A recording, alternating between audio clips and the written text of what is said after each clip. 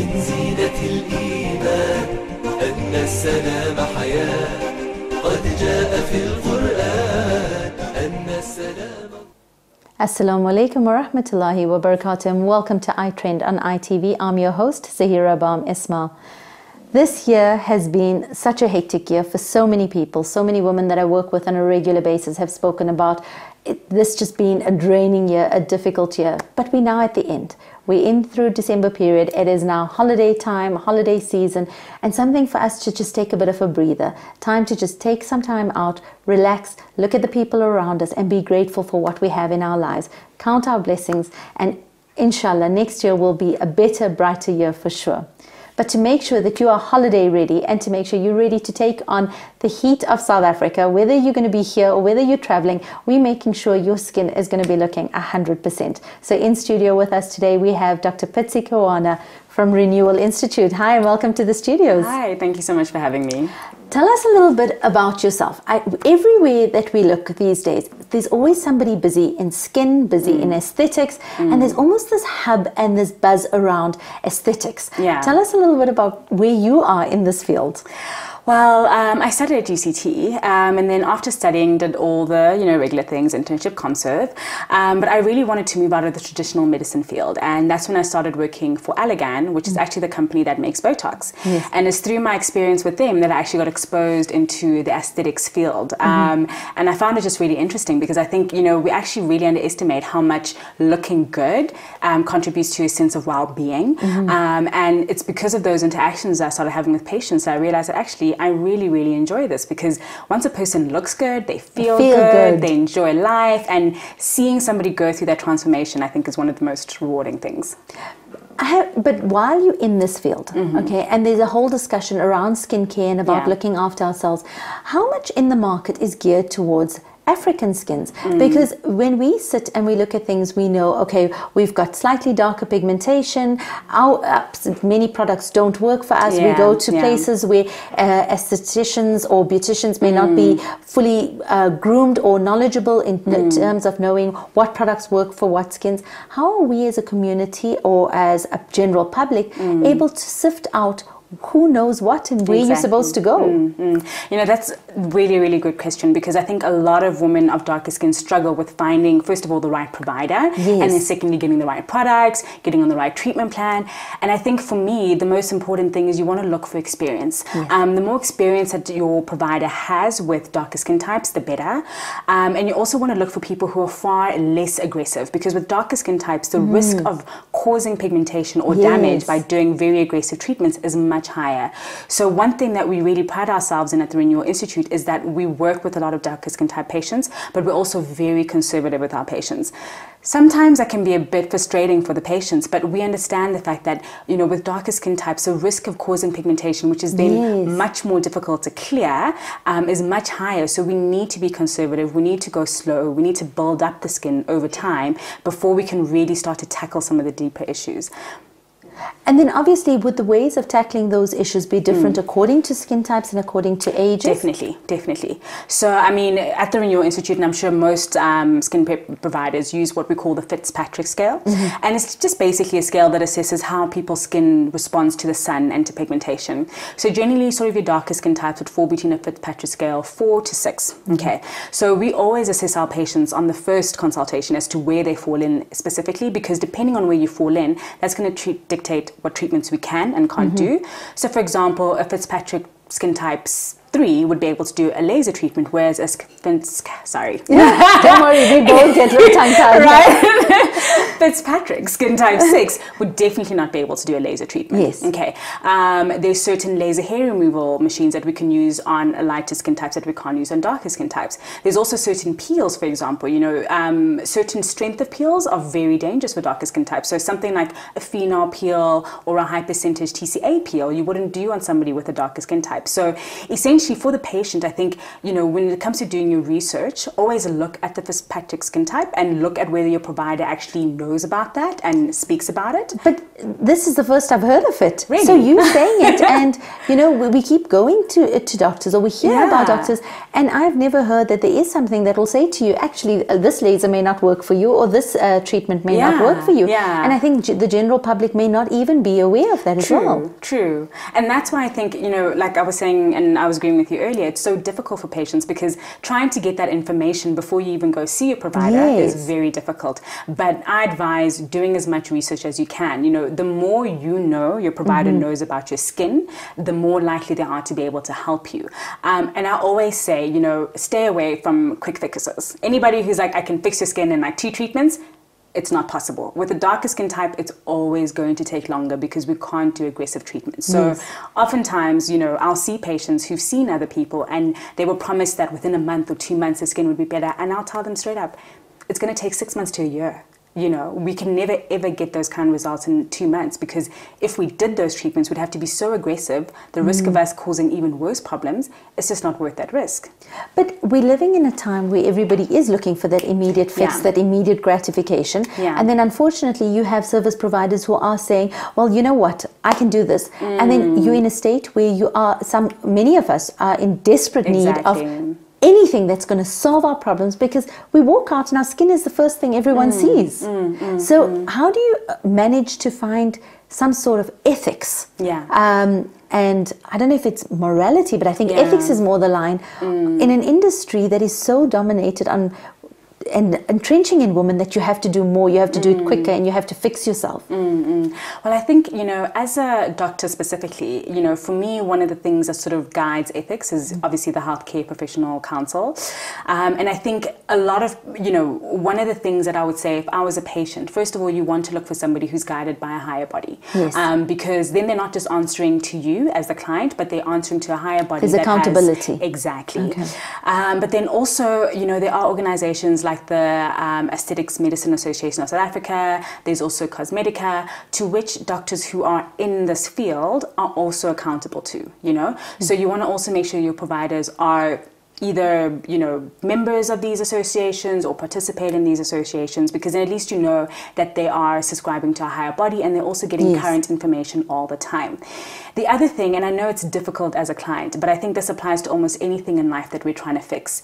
A quick fix is never a good thing. You know, what's that saying? Easy come, easy go. Exactly. So even if, like, you know, for example, with weight loss, you know, easy come, easy go. If you're going to do something that's a quick fix, going to do a crash diet, you're going to gain that weight back. Absolutely. You know? So you can technically, and you will get providers who will promise you the sky and the stars, but essentially if it sounds too good to be true, it probably is. And also just understanding how our skin works. And I think that's probably the thing that, you know, I spend most of the time talking about with my patients when I see them, is explaining to them how pigmentation works, how our skin responds to the sun, to, you know, aggressive treatments, so they can understand why it is that we're building up their treatment. Why it is that we're taking so long, because we're not trying to harm the skin, we want to improve it, but without harming it. When you're talking about the sun, we're living in a country where the sun is always an issue. We have beautiful sun, and I always show that off when we're speaking to friends internationally, and I say, listen, we have the best weather here. But the flip side of that is that we're not realizing the damage that's also being caused by the sun, because many of us love just lying in the sun and enjoying the rays, and especially now with December here, we're going to make the most of it. Let's start first with sunscreens, because right now you walk into a store and there's every type of SPF. We don't know what we're supposed to be using, what's too oily, what's enough, what's too little, what's different for our kids, what's different for adults. Where do we even start with that? So, I mean, first things first, I would even want to start a step beforehand, because one of the misconceptions with darker skin types that we all have is that we don't need sunscreen, right? So we all think, well, you know what, I have melanin in my skin, so I don't need sunscreen. Nothing is further from the truth, because a lot of the problems that we get with darker skin types related to pigmentation is because of not using sunscreen. So simply by using sunscreen already, you're making a difference to protecting your skin from pigmentation. When it comes to selecting a sunscreen, there are sort of some vague rules that you can follow. First of all, you want a high SPF. I think if you're using anything less than an SPF 50, it's kind of a bit of a waste of time. We get a lot of sun rays all the time during the day, and an SPF 50 at least gives you protection for a bit longer. Okay. Also, you want something that you can easily reapply, all right? That's not always easy, especially for us women, because we're putting on makeup and that kind of thing. So, you know, if you can find something that you can easily reapply, something that's maybe a little bit tinted, then that's at least a bit more helpful. Okay. The other thing we need to look at is, what does a sunscreen protect you against? Because as much as we get a lot of sun, not all of us are out in the sun the whole day. So most sunscreens will protect you against UVA and UVB rays, which is fantastic if you're an outdoorsy person and you're going to be outside, and also great for the holiday season because you'll probably be outside most of the time. But there's still quite a few of us, like me, who will still be indoors during the summer season, and we still need protection from the lights, the light on our phone, because that can also cause pigmentation. So for my advice, especially for people who worry about pigmentation and who worry about, you know, their pigmentation darkening, is to try and get a sunscreen that covers you against obviously UVA and UVB rays, but also visible light and infrared light, because then you get that full spectrum of sun protection. Okay. See, and many of us would have thought you only need sunscreen when you're going out the house. Exactly, and that's completely untrue, because your melanocytes don't discriminate as to what stimulates their melanogenesis. As long as there's a light source, it's going to cause melanin production. So, and that's often why, you know, women will struggle with pigmentation, because they'll be like, but I'm not in the sun, and you know, I'm in the office the whole day, but my pigmentation is not getting better. Your pigmentation is still being stimulated by the lights that are hitting your face. Okay. That's very interesting. Not something that we all knew of. Is there a different type of sunscreen to be using for children? For children, you want to use something a little bit more sensitive. I generally prefer your more physical sunscreens for children because they don't penetrate as deeply. So your sunscreens are basically in two big groups. You get your physical defense, which has your zinc oxide, which oftentimes for darker skin types we don't really like because it gives that sort of white sort of, you know, yeah. And then you get your chemical sunscreens, which are made of chemical compounds to protect from the sun. The only issue with chemical sunscreens is that they can often cause, or not often, but it is likely that they can cause a reaction because of the chemical structure. So with children, I would say use something that's more physical in terms of skin barrier, but also do other normal things like making sure that they wear hats, making sure they wear clothing that covers them, you know, something that's light and breathable so they won't feel like, you know, they're getting too hot. But doing all those things together, and obviously if you're on the beach, keep them under the shade, you know, get an umbrella, do all those kind of things, because a combination of those factors is far more beneficial than just relying on sunscreen alone. And I think, you know, many of us have taken for granted. There's a friend of mine who drives around and makes sure she puts on something to cover her hands and makes sure she's got a hat on. And now only years later we're seeing the value in being able to do that, because I think when we're younger we don't realize the importance of taking care of our skin so that later on we're not going back trying to fix things. No, 100%. Tell us a little bit about skin cancers linked to sunscreens, being out into the sun, things like that, because I think, you know, we have such an awareness. We've come out of Breast Cancer Awareness Month. We've had we're very conscious of all other types of cancers, but very little we seldom take time out to talk about the dangers of our skin and our skin exposure and skin cancers. So I mean, the basic sort of skin cancers that we worry about that are related to excessive sun exposure is squamous cell carcinoma. Okay, and oftentimes it'll start off just as a rough patch on the skin that's just like, okay, this is rough, but it starts to grow, right? So the things that you want to look out for, if you have any sort of like moles or, you know, lesions on the skin that you're not used to or that are new, you want to watch out. Is it growing? Is it bleeding? Does it crust? Is there any pain associated with it? Does it have different colors? Because as long as it's one color, then that's a good thing. But once you start to see that it's getting different colors, then you start to worry that, ooh, maybe something's happening. Or if the border of it is no longer clearly defined, it starts to get irregular. So we have your squamous cell skin carcinoma, but we also have basal cell carcinoma, which is a slightly more aggressive form. But before we even get to those, we have what we call actinic keratosis, which is sort of the beginning lesion. Fortunately or unfortunately, for sort of your darker skin types, this is not a common occurrence. It's more sort of your, you know, your much lighter skin types that you're going to worry about this kind of thing happening. And it's really directly related to sun exposure. The more time you're spending in the sun, the more likelihood that you're going to have these lesions. If you catch them early, they're much easier to treat, because then we just, you know, basically we can laser them off. But once they start to penetrate deep and they start to grow, then it becomes a problem. Okay. With darker skin types, there is always a risk of melanoma, but melanoma is very, very rare, okay? And oftentimes with darker skin types, and this is where sort of we kind of miss the boat, is that we don't look everywhere, because the thing with melanoma, it's not like your other skin cancers where it's going to appear in your sun-exposed areas.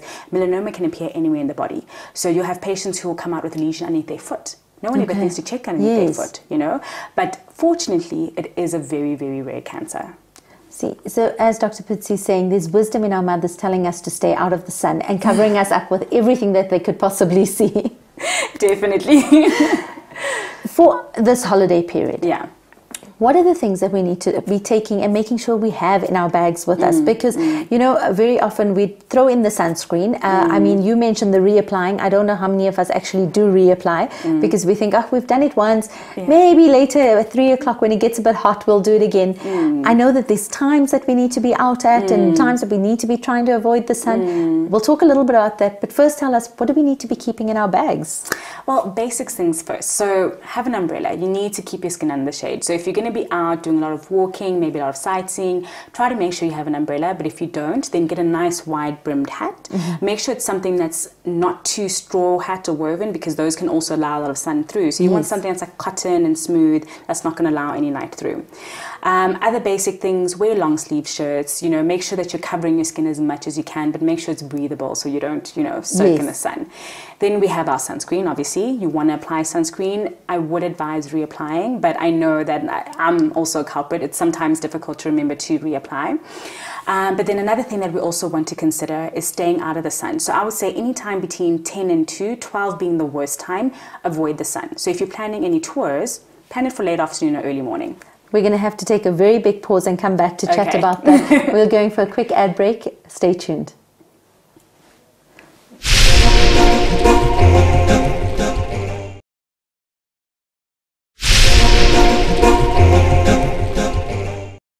Assalamu alaikum wa rahmatullahi wa barakatuh, and welcome back after that ad break. We are chatting to Dr. Pitsi Kewana from the Renewable Institute, all about skincare, how to get ready for December, and also how to make sure that you're safe. Because the most important thing is, it's one thing to have a wonderful December, but we don't want to be running into January with massive skin problems and years later having the effects of a wonderful holiday being shown.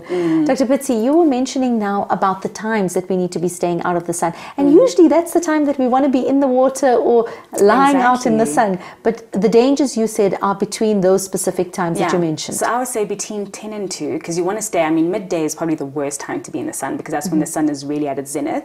So you want to stay out of the sun at least for 2 hours before that and 2 hours after that, which is why I was saying, if you have tours or anything planned, try to go early in the morning. So at least by midday, you're having lunch somewhere shaded. And if you want to go to the beach, go in the afternoon. It'll be more comfortable for you, and it'll also be way more comfortable for your kids. Yes.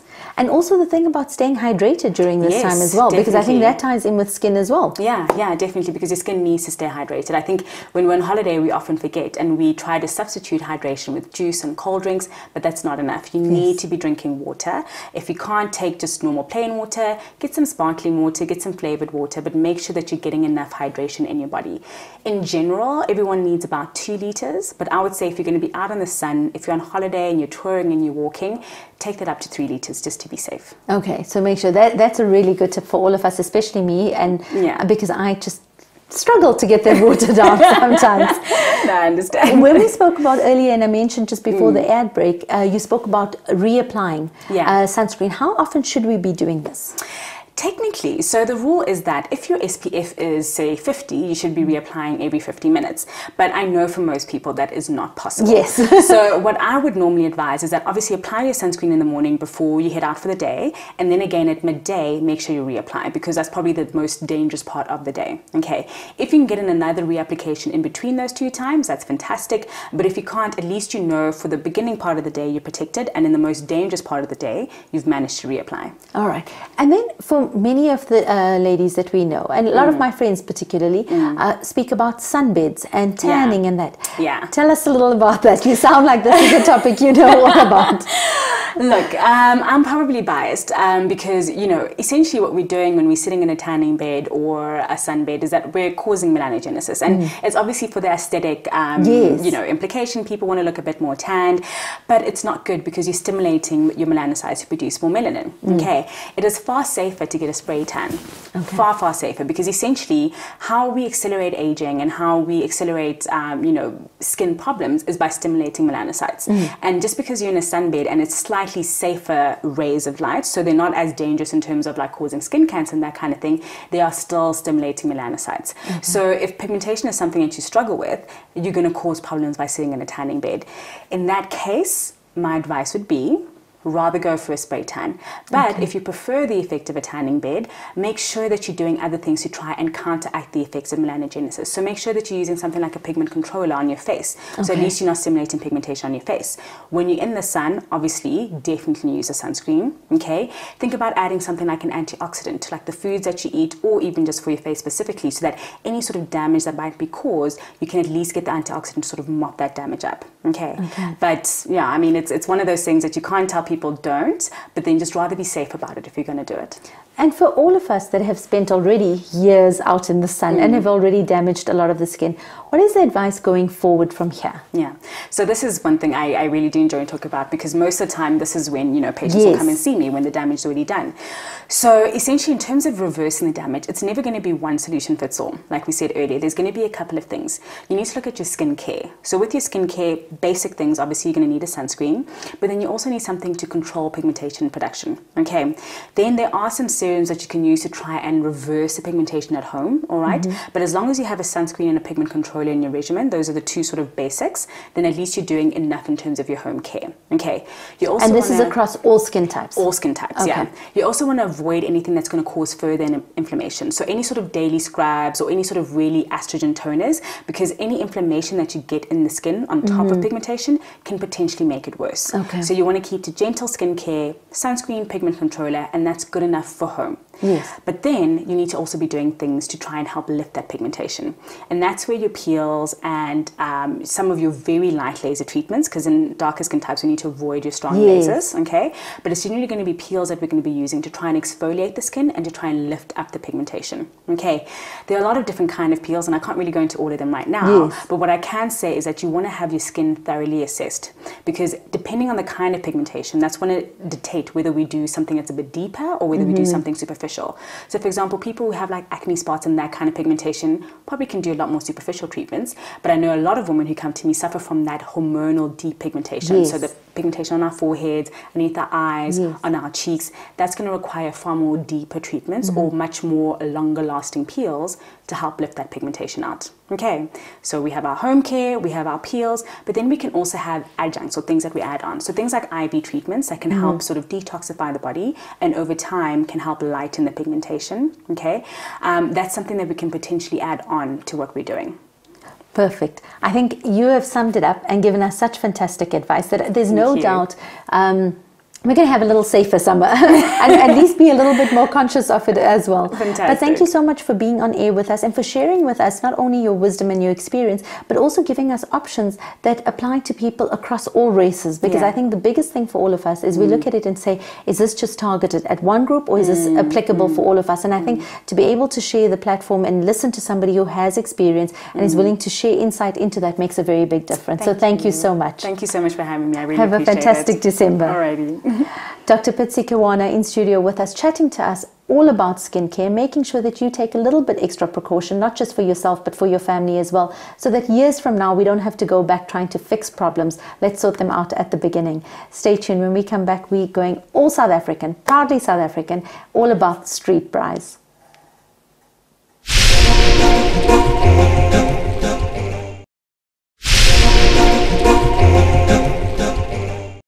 Assalamu alaikum wa rahmatullahi wa barakatuh, and welcome back after that ad break. There's nothing more South African than braai. When you hear the word braai, I know many of the foreigners that land here, we have to try and explain the difference between a barbecue and a braai. But the moment you hear braai, you know that you're on proudly South African soil. This is something that I'm sure many of you during this December period are getting prepared for, making sure you have it all out. I know there are many people out there who have now who feel they've perfected the potjie as well. But with everything, even with the braais, there's always someone taking it up a little bit more, a little further, and turning it around a notch to make it a little more authentic, a little more excellent. And in our studio today, we have two such people who have brought us a completely different view of it. Imraan Badat and Shahnaaz Dadabhay from Momo Street Braai. Assalamu alaikum. Alaikum salam. It's such a pleasure to have you here. Braaiing, all of us know. It's something every single South African has grown up with. It's something that we do every holiday, every Sunday. Any chance anyone gets, we're having a braai. How did you start up this as being a business concept? Basically, we had a community initiative in our town trying to promote businesses for people selling things from home. So we set it up the whole function for them and stuff like that. And last minute, the people that's supposed to do the food cancelled. So I took the initiative of, you know, okay, let me just sell 4 rolls at the place. At least we got something for the people to eat. And from there, people said, you know what, your food is tasting nice. Why don't you start from home, start something and see what happens from there. And ever since that day, we've been going along, and shukr to Allah. We've just increased and increased in our business, and so it's now almost about 3 years that we're doing this, and we went into the corporate world as well, now doing functions and a whole lot of other different things as well. Where we started off only with a Warsaw, we ended up with our menu is very vast. See, nothing is ever by chance or by coincidence. Allah has a plan for everything. So the person not arriving was Allah's plan to help kickstart this business. Alhamdulillah. Have you both always enjoyed being in the kitchen? Have you always had a flair for cooking? No, unfortunately not. I was never a kitchen woman, never. My mom, my mother-in-law and my sister. And I told him, no, Imraan, I think let me just try. And he said, okay. So we took a force and then we took a piece of T-bone, put our own spices, and I tried it and everybody said it's a hit. And I started with a small potato salad and then pasta salad, and shukr, it just went on and on and on. And today I can do quite a bit. So today you like cooking? Yeah, I do. I enjoy it now. I love it. And Imraan, for you, have you always enjoyed it? See, I've been enjoying cooking. You know, I mean, I'll go to the kitchen, I'll make my own food. You know, in braaiing, like that, we'll have a braai like every second weekend. I was going to ask you, if this is your business, are you even enjoying braais anymore? Yeah, I've been doing it all along, having the braais in it. So for me, it's something that I love. So it's something that I enjoy as well. So that's why I said, let us go into something like this. We both enjoy it, and we're working together. And shukr to Allah, I mean, we're seeing a lot.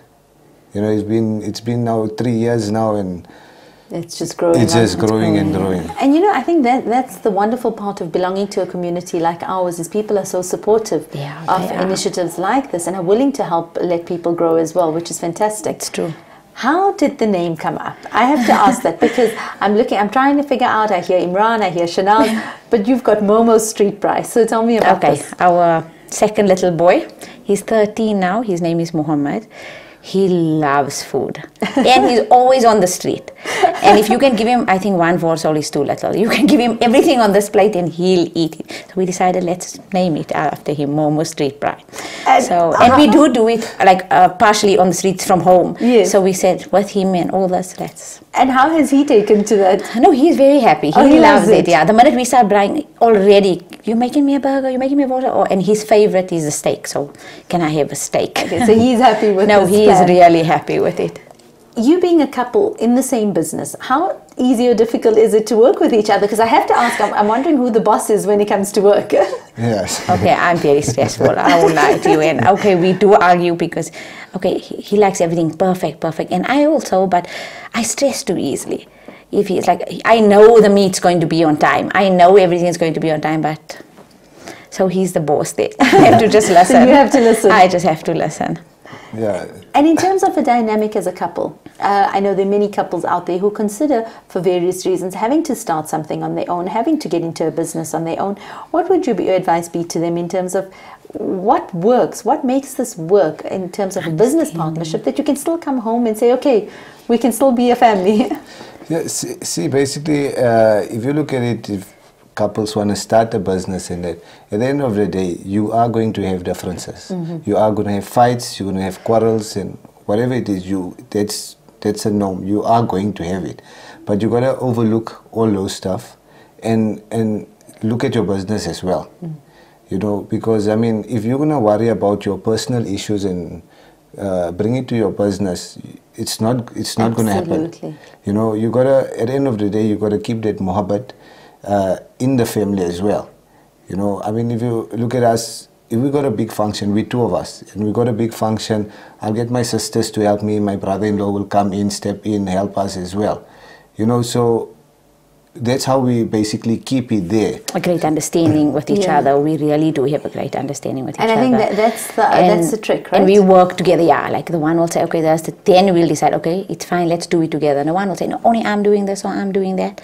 No. And you mentioned now about getting in other family support, and I think that's something we don't often see, where you're able to pick up the phone and say to people, I need a little bit of extra help We're today. really lucky on that.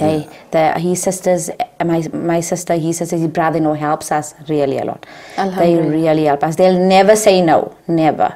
And that makes a big difference. Really, but honestly. Now, both of you are in this business. You've got 3 sons. How do you manage family life?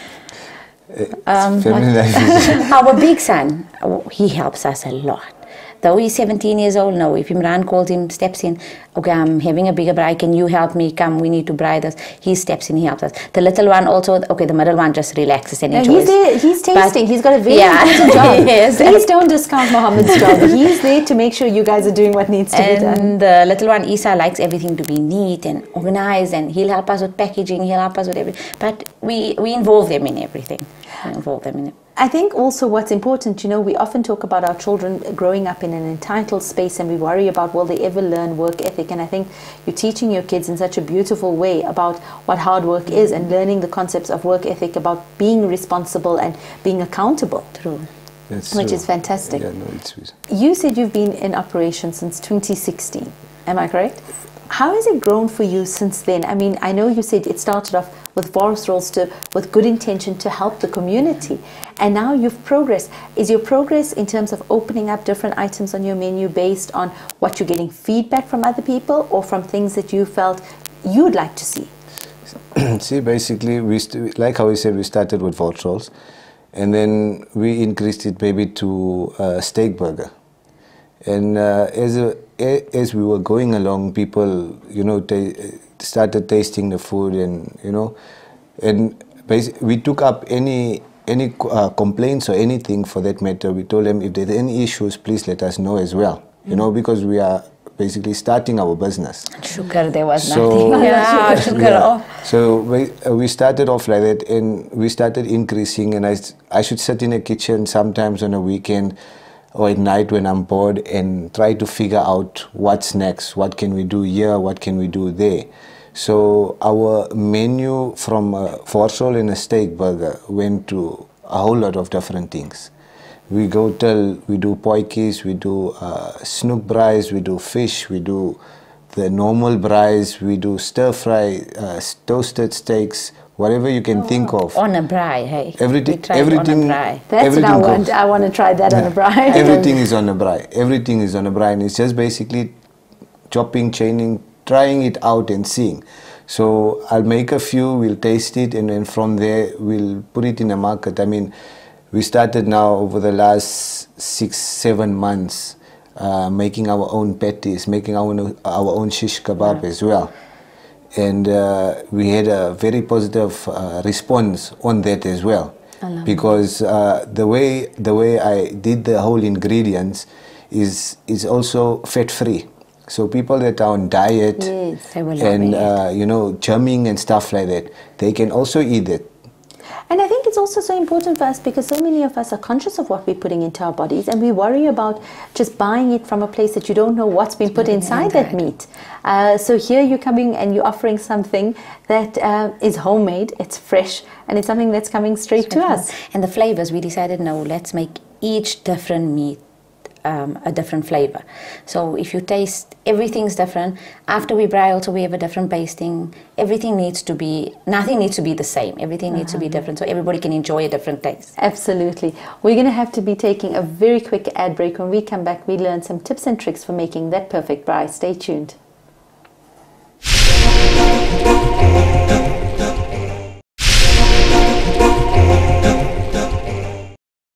Assalamu alaikum and welcome to the last segment of the show. We're chatting to Imraan Badat and Shahnaaz Dadabhay from Momo's Street Braai.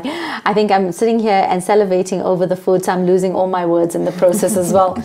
You know, it's a standard joke that all the men often say the braai is their domain, and this is where they boss. But we have to bring everything with. We need to bring the salads, the meats, everything there, and all they have to do is just turn it. What is the tip for making the perfect braai?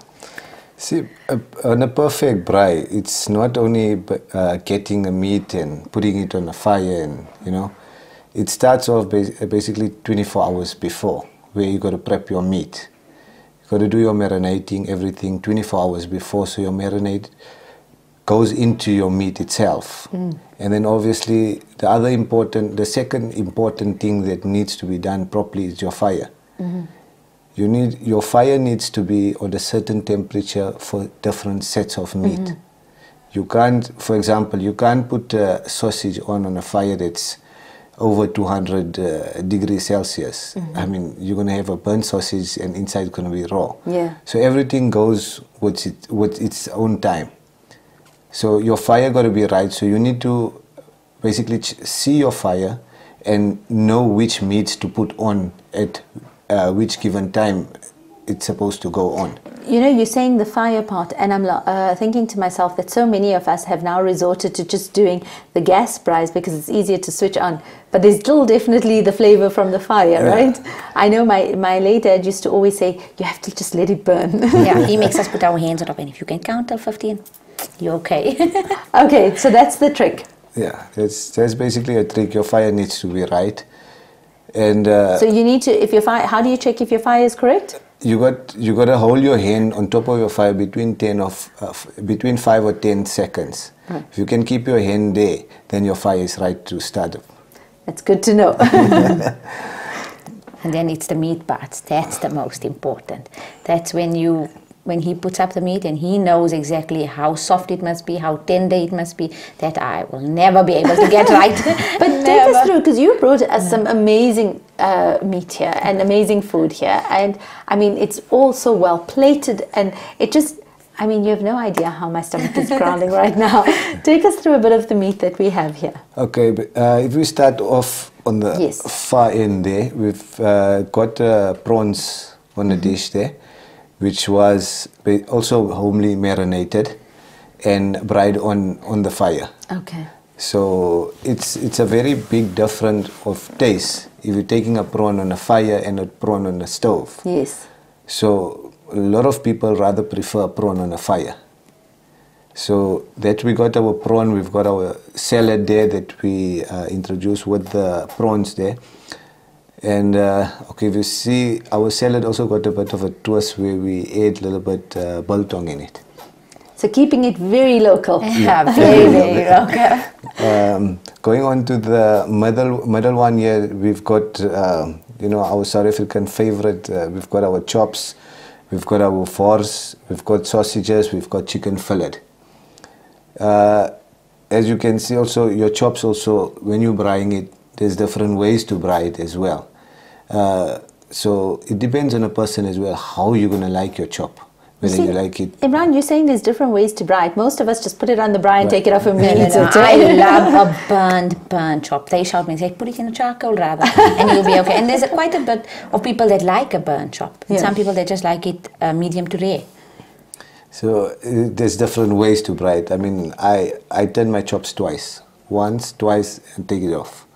It's your taste, so you don't take out your taste of your meat. Yes. The longer you braai, the longer, basically your taste goes out and your chop becomes dry. Yes. Which people tend to find a problem with nowadays.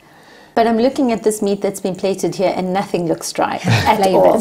Bastings. Yeah, and then obviously in this poiki pot, it's our pap and chutney that we make as well. The favorite from all, pap and chutney.